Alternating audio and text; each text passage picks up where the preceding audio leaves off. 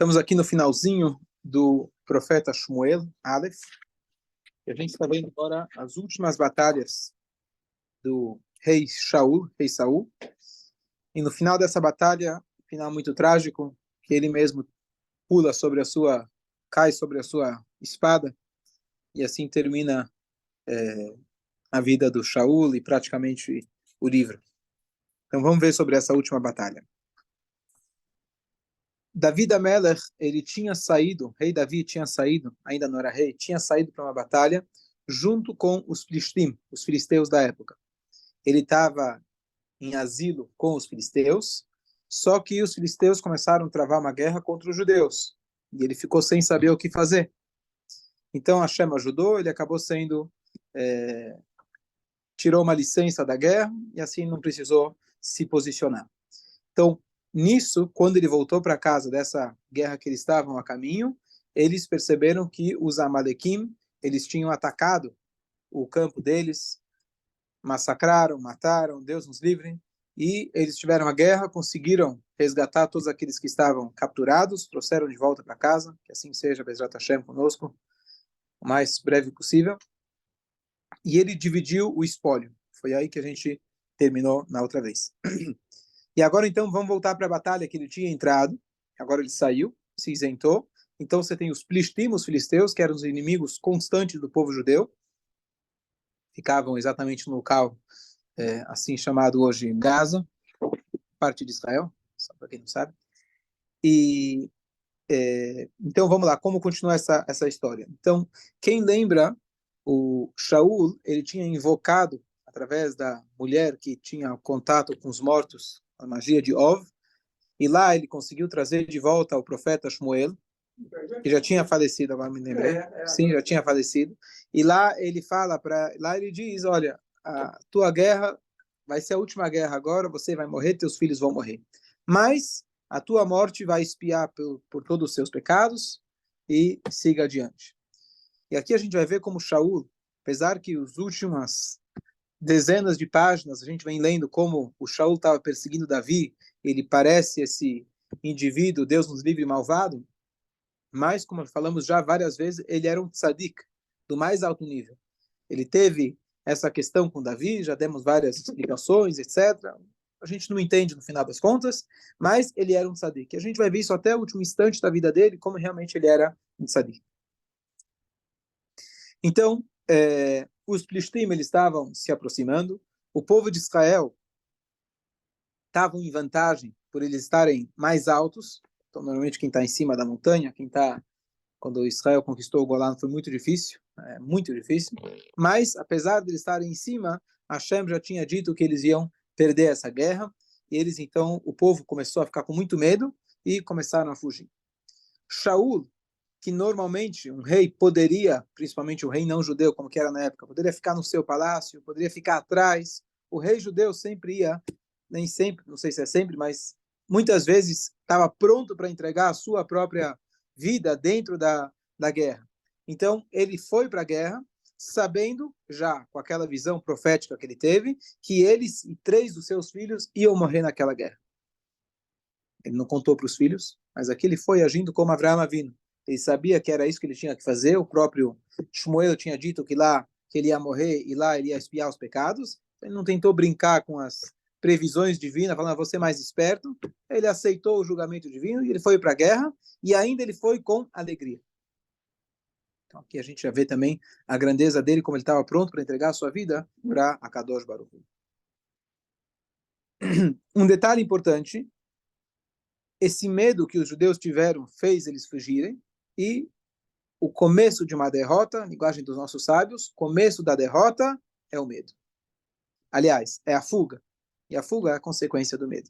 Por isso, a Torá diz para a gente que o encarregado da guerra, chamado Cohen Mashiach, ele falava para todos, olha, quem está com medo, volta para casa. Pode ser medo da guerra, ou até medo por não ter méritos de conseguir vencer a guerra. Se a pessoa, ele vê a sua ficha e analisa e fala, não sei se eu me garanto, não me sinto seguro o suficiente, ele pode voltar para casa. Pode voltar para casa. Agora, se você ficou na batalha, é proibido, uma proibição, uma das 613, você começar a pensar na tua família. E minha esposa, meus filhos, como é que vai ficar? Melhor eu cair fora daqui? Não. Você vai para a batalha, você tem que estar pronto, literalmente, para ir até a última gota de sangue, com toda a coragem. E aí ele diz que se a pessoa não faz isso, a pessoa começa a pensar, apenas pensar na família, no risco, etc., isso é uma proibição da Torá, e se você vê que teu amigo está começando a ir para trás, amarelar, você tem o direito de matar ele. Você está na frente de batalha, você não pode ter medo. Essa é a coragem que a Torá coloca para gente. Isso é um conceito. Quem está na Tzavá sabe muito bem e aplica muito bem. Mas nós que estamos também no Tzivot Hashem, no exército de Hashem, a gente tem que lembrar que a gente está aqui para transformar esse mundo. E a gente não pode amarelar. Não, estou com medo. O que vão dizer? O que vão falar? Temos que ter coragem, assumir o nosso papel até o final. E aqui a gente não teve opção. Deus colocou a gente aqui no mundo. Não dá para falar, não, vou voltar para trás. Você já está aqui, você já está em guerra. Você já está no meio da batalha. Não te deram a opção de você amarelar e voltar para casa. Então a gente tem que ter a coragem. A coragem, especialmente como a gente falou hoje de manhã, é um dos ingredientes, componentes mais importantes na fé, na nossa vida em geral. Se a gente tem fé, se a gente tem confiança, a gente tem um motor que leva a gente para frente. Encarnado dele. É. Não sei se Davi, não se vai saber. Não vou dizer foi você. Então, o Shaul e 3 de seus filhos, eles morrem. Então, sim, vai ser nessa guerra. Shaul ainda não morreu. Ele começa a ver que os Filistim estão jogando, atirando muitas flechas em sua direção. Os Filistim não sabiam que o Shaul estava na guerra. Estavam atirando nele como se fosse qualquer soldado. E ele viu que o fim dele estava próximo. E aí ele vira, então, para o escudeiro, que fala, o ajudante dele. E ele pede para ele, escudeiro, né? Ele fala, olha, eu quero que você me mate. Então, imagina você estar aqui, ao lado do rei de Israel, e ele vira e fala para você, me mata. Qual que é a tua obrigação? Cumpriu o que ele pediu ou não cumpriu? Mas o rei deu a ordem. Ele deu a ordem, mas ele está dando a ordem de você matar ele. Ele está falando para você fazer uma coisa que é, a princípio, contra a Torá. Mas ele não se mata por ter visto Jonatas ter morrido na guerra? Hã? Não tem história que ele viu Jonatas... Jonathan, não consta que foi por isso, não sei. Pode ser que talvez isso ajudou. Ele viu Jonatas morrendo, viu? Sim, eles estavam com ele lá, eles estavam juntos. Estavam juntos na guerra. O fato dele ver Jonatas não tirou a coragem dele de ficar vivo? Eu pelo que eu estava lendo, eu vou elaborar um pouquinho nessa passagem, que é difícil da gente entender como que ele fez uma coisa dessas, mas pelo que eu vi nos comentaristas, ele não perdeu a coragem até o último instante. Ele fez isso até com um ato corajoso. Logo eu vou explicar. Então, então a primeira coisa, o que você faria nessa hora? Então, a princípio, o rei está acima de todos, porém não acima de Hashem. Então, é proibido se assassinar qualquer judeu. Então, ele fez o correto. Ele desrespeitou o rei, mas respeitou Hashem e não cumpriu as ordens que o rei tinha pedido. Mas aquelas três proibições que estão acima, já Sim, tinham sido sim. elaboradas ou não? Mas aqui não faz diferença, não era nenhuma dessas. Não era nenhuma dessas. Mas se essas proibições veio com a Torá, sim, a Torá já foi entregue. A Torá já tinha sido dada. Ele quer saber se já tinha sido interpretado nesse ponto. Já. Daqui a pouco eu entro na questão do como que ele pode se matar. Mas a pergunta é, o escudeiro, a princípio, ele fez o que era correto. E aqui vem uma coisa, um detalhe, não é nosso tema, mas, infelizmente, às vezes a pessoa, por desconhecimento, ele fala, bom, quando eu morrer, eu quero que cremem, Deus nos livre meu corpo, longe de nós. E a gente tem que saber que, por mais que às vezes a pessoa fala, não, eu quero fazer a vontade do falecido. A vontade do falecido, do instante que ele saiu desse corpo, ele começou a entender as coisas conforme a visão espiritual, ele já imediatamente mudou de ideia. Porque o que vai acontecer com o corpo vai afetar, infelizmente, ele, de alguma maneira, tem um efeito nele. Claro que por desconhecimento não estamos julgando ninguém, que a Hashem possa trazer sempre o bem para todos. Mas, se você tem a chance de salvar alguém de ser cremado, mesmo que a pessoa deixou por testamento, era a vontade dele, a vontade de Hashem está acima de tudo. Então, só um detalhe. Então, o próprio rei, ele vai lá e ele pula, ele cai sobre a sua espada, e aqui o Shaul, ele falece. Então, a grande pergunta que surge é, não estamos aqui para apontar dedos, perguntar o que ele fez, cabe a Deus julgar, mas será que esse tipo de atitude pode ser repetida? E o que eu estava mais curioso, que Deus nos livre e nunca aconteça, mas existe uma regra na tzavá, não é uma regra da tzavá, mas eu ouvi de um soldado que é uma regra entre os soldados, é um acordo entre os soldados, que se Deus nos livre, se for capturado, se mata primeiro. Se eu ouvi de um soldado, essa é a regra que eles têm extraoficial. Não estou falando que é a regra da Torá, ou regra do país, ou regra... Eu ouvi de um soldado, ele falou, os corajosos fazem isso. Quem não é, quem é assim, que eles olham assim. Aí a pergunta que estava né, me incomodando, que eu fui atrás, será que num caso como esse, porque qual foi o motivo dele? Então tem várias opiniões dentro dos comentaristas. Ele seria torturado. Sem dúvida. Se encontrassem ele, seria torturado. Tem opiniões que falam que ele não morreu exatamente naquele momento, ou que ele já estava quase morrendo e ele terminou, ou que ele mesmo estava morrendo e o escudeiro terminou. Tem opiniões diferentes exatamente como que aconteceu, mas com certeza ele tomou uma atitude que ou acelerou ou ajudou, que seria a que levou à morte dele. Então, a pergunta é o que se faria, Deus nos livre numa situação dessa? A pessoa, longe de nós, mas uma curiosidade, você tem aqui um conceito no Tanakh. A pessoa está sendo capturada, está em guerra, e ela sabe, certeza, que se ela for capturada, vai ser torturada. E os Plishtim eram famosos por serem extremamente cruéis. Igual com o Shimshon, né? Isso é a mesma coisa. Shimshon tem Shimshon também, tá bom? É os mesmos Plishtim. Então, será que essa é a atitude correta ou não? Então, longe de nós, que nunca aconteça. E o que eu vou dizer agora só são opiniões, digamos assim, vagamente falando.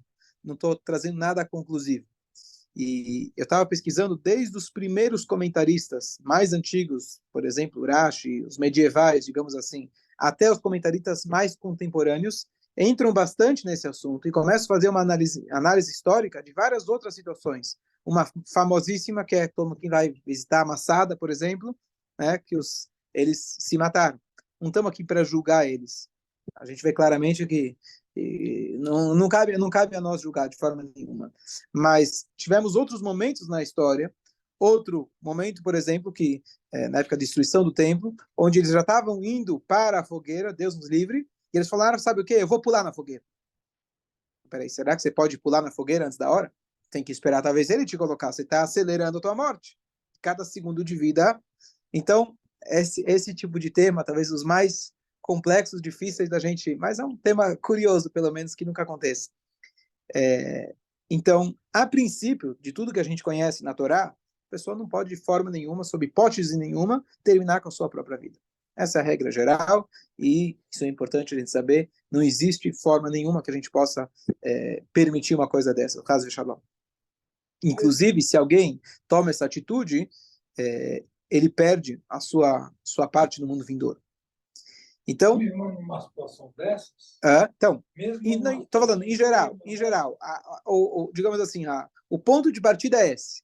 Agora, será que existe uma situação pontual, extrema, que pelo menos a gente pode entender por que Shaul fez uma coisa dessas? Se pode ou não repetir, não cabe a nós tomar não é nesse shiur que eu vou dar uma resposta halakhica, prática. Mas eu só queria trazer um pouco dos pensamentos. Então, o que os comentaristas trazem? Vamos lá. Primeiro, ele seria torturado. Então, ele fez isso, digamos assim, para se poupar. Uma questão. A outra questão, ele ficou com medo que eles iriam, com essa tortura, eles iriam estar rebaixando o nome de Hashem. Se eles pegam ele vivo, não é só o fato dele sofrer a tortura, mas a tortura dele simbolizaria ele sendo o rei de Israel, aquele que simboliza Deus aqui na terra, pela sua posição e etc., pela sua Kedushá e etc., então ele estaria fazendo o que se chama Hilul Hashem. Então ele quis prevenir esse Hilul Hashem. Tinha mais algumas outras explicações.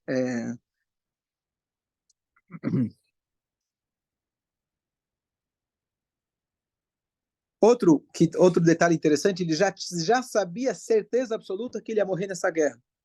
Ele tinha já a previsão de Shmuel. Você vai dizer, bom, mas não sabia que horas que ele ia morrer.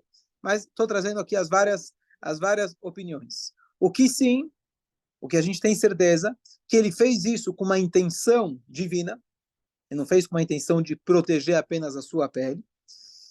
E a segunda coisa é que Shmuel tinha prometido para ele, e assim foi, que depois que ele falecesse, ele ia poder estar ao lado de Shmuel lá em cima. Se ele tivesse sido culpado por ter cometido, Deus nos livre, um suicídio, ele não teria chegado às alturas lá depois do seu falecimento. Então, não estamos aqui para apontar dedos, Shaul era tzadik 100%.